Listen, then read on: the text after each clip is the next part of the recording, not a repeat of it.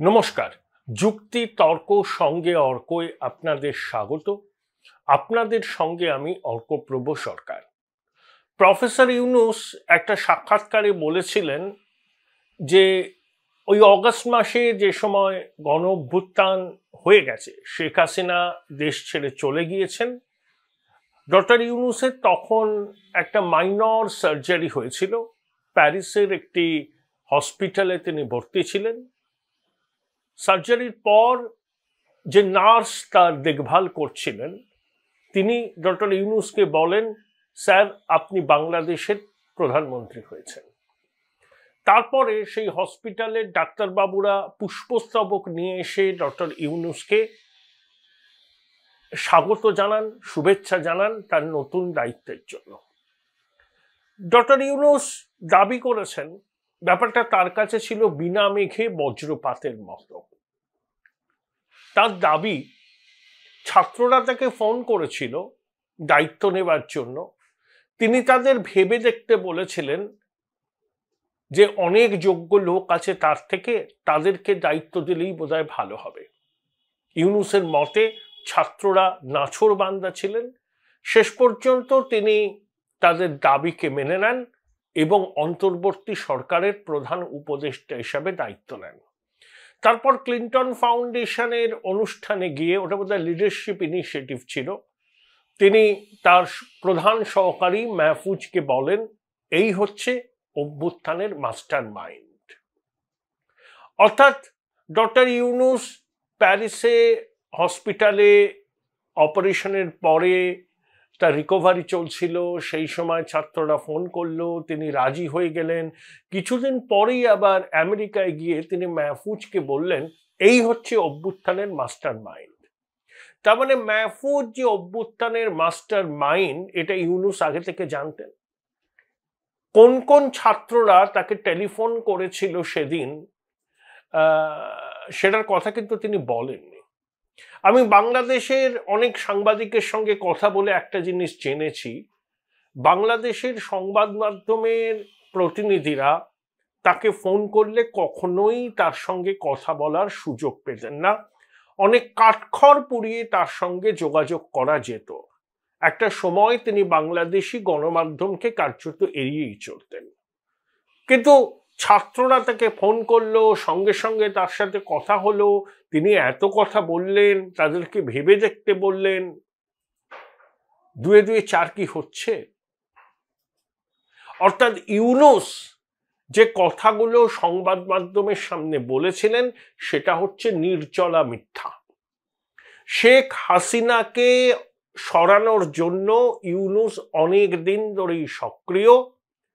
যখন শেখ হাসিনা বাধ্য করেন তাকে গ্রামীণ ব্যাংকের ম্যানেজিং ডিরেক্টরের পদ থেকে ইস্তফা দিতে এবং তার বিরুদ্ধে কর ফাঁকির অভিযোগ এনে মামলা পর্যন্ত করা হয়, তখন প্রতিশোধ স্পৃহা নিয়ে ইউনূস চেষ্টা করে গিয়েছিলেন যে শেখ হাসিনার সরকারকে কিভাবে টপল করা যায়।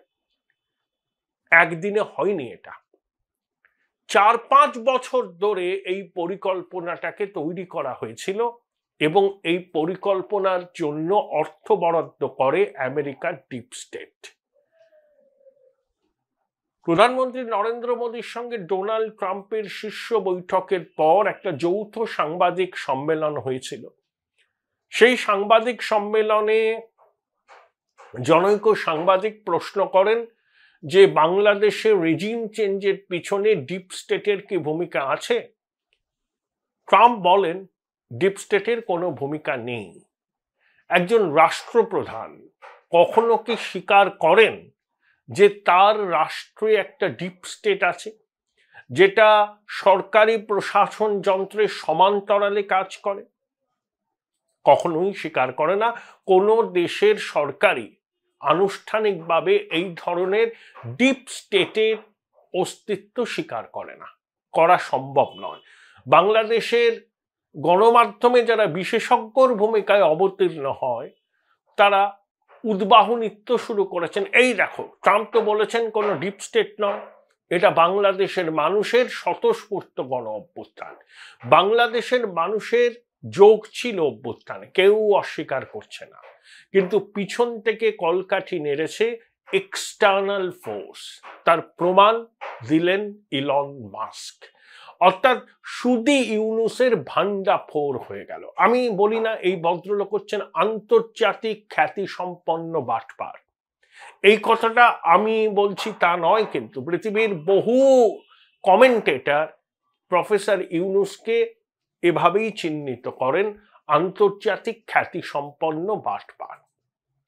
ইলন মাস্ক একটা মন্ত্রকের দায়িত্বে আছেন, ডিপার্টমেন্ট অফ গভর্নমেন্ট এফিসিয়েন্সি, যেখানে বিভিন্ন সরকারি দপ্তরের কর্মী ছাঁটাই হচ্ছে, অপ্রয়োজনীয় খরচ বন্ধ করার চেষ্টা হচ্ছে, ইত্যাদি ইত্যাদি।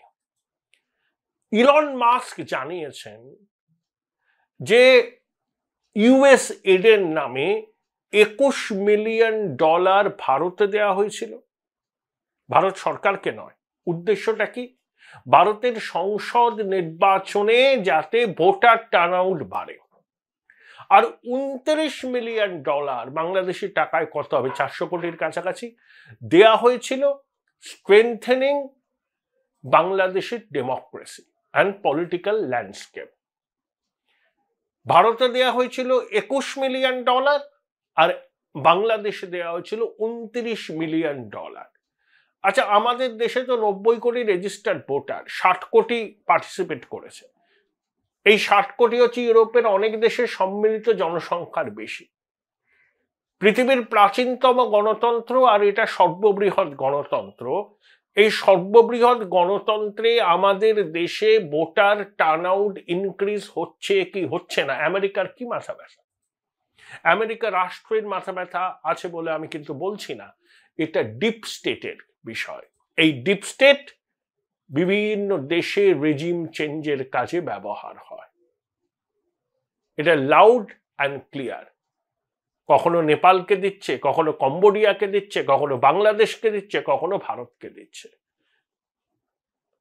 ভারতের শাসক দল বিজেপি দীর্ঘদিন ধরে অভিযোগ করে এসছে জর্জ সোরোসের ওপেন সোসাইটি ফাউন্ডেশন এবং এই ধরনের অন্যান্য অনেক ধরনের প্রতিষ্ঠান যারা ডেমোক্র্যাট রেজিমে খুব সক্রিয় হয়, তারা পৃথিবীর বিভিন্ন দেশে টাকা খরচ করে নিজেদের ইন্টারেস্টকে সার্ভ করার জন্য।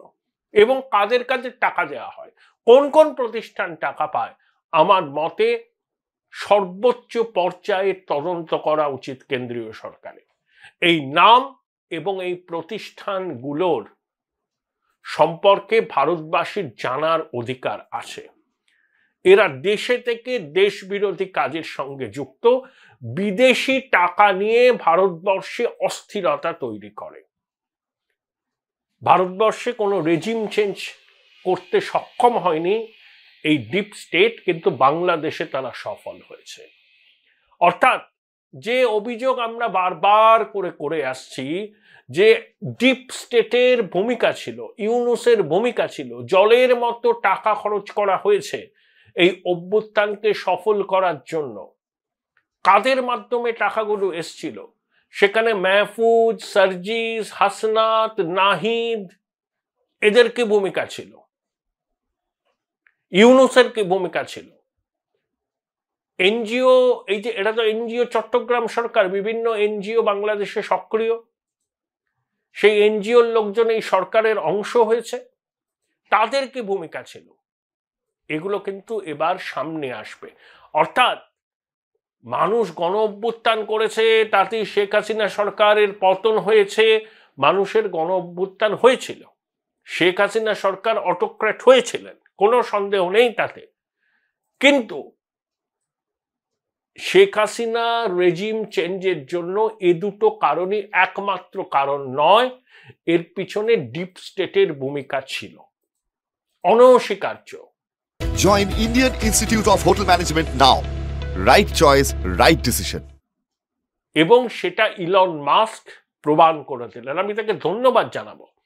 এই ধরনের কাঠামো যখন সরকারি প্রশাসন যন্ত্রের অংশ হয় এবং সেই কাঠামো চলে হচ্ছে সেই দেশের নাগরিকদের করের টাকায়, এবং সেই টাকা দেয়া হয়, আপনি বলতে পারেন দান খয়রাতি, না, দান খয়রাতি নয়। এই টাকা দেয়া হয় নির্দিষ্ট কিছু উদ্দেশ্য পূরণের জন্য। কোথাও কোথাও রেজিম চেঞ্জ, কোথাও ডিস্টারবেন্স ক্রিয়েট করা, কোথাও সংশ্লিষ্ট কর্তৃপক্ষের স্বার্থকে সুরক্ষিত রাখার জন্য। অর্থাৎ এই ডিপ স্টেটের যে প্রত্যক্ষ ভূমিকা ছিল বাংলাদেশে শেখ হাসিনা সরকারের পতনের পিছনে, সেটা ইলন মাস্ক কিন্তু খোলসা করে দিলেন। আশা করব আগামী দিনে Elon Musk, department of government efficiency, তারা কারা কারা টাকা পেয়েছে তার তালিকাটা প্রকাশ্যে আনবেন এবং কেন তাদেরকে চিহ্নিত করে টাকাটা দেয়া হয়েছিল সেটাও জানার অধিকার আমাদের সবার আছে। অর্থাৎ ভান্ডারা 4 হলো তো। ইউনূস অভিযোগ করেছেন না বাইরের শক্তি শেখ হাসিনা ডোনাল্ড ট্রাম্পের কান ভারী করেছে? ডোনাল্ড ট্রাম্প জানেন, আর যশস্বী প্রধানমন্ত্রী নরেন্দ্র মোদী জানেন বাংলাদেশকে কিভাবে টাইট দিতে হয়, জঙ্গি নেতা ইউনূসকে কিভাবে সবক শেখাতে হয় সেটা প্রধানমন্ত্রী নরেন্দ্র মোদী জানেন।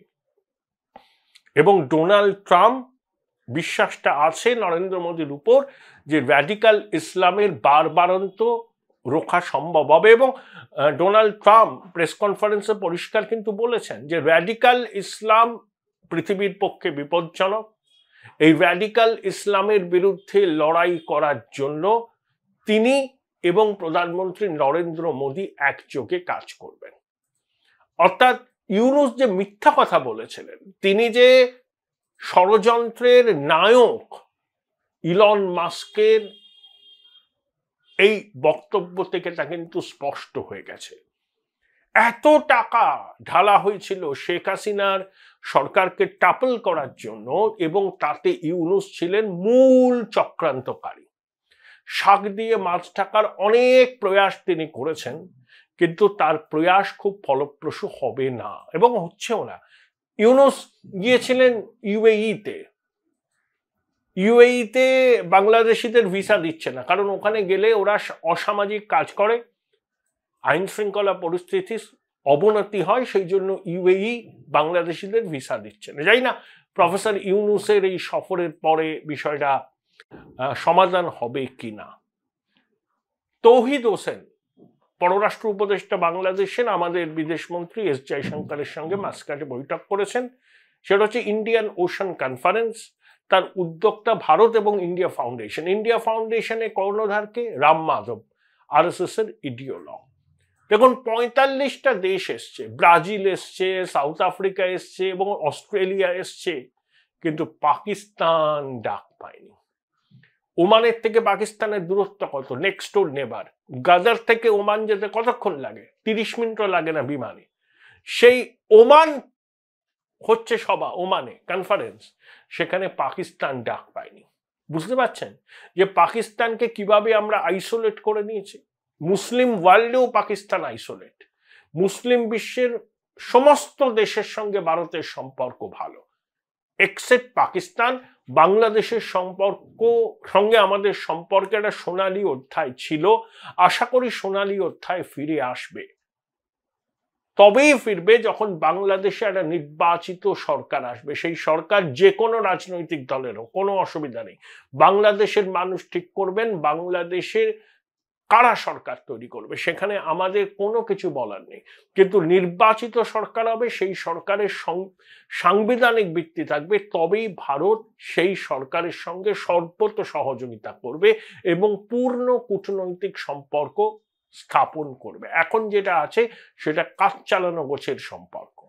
যতদিন না পর্যন্ত একটা নির্বাচনের মাধ্যমে একটা নির্বাচিত সরকার ঢাকায় আসছে, ততক্ষণ পর্যন্ত সম্পর্কের টানাপোড়েন চলতেই থাকবে।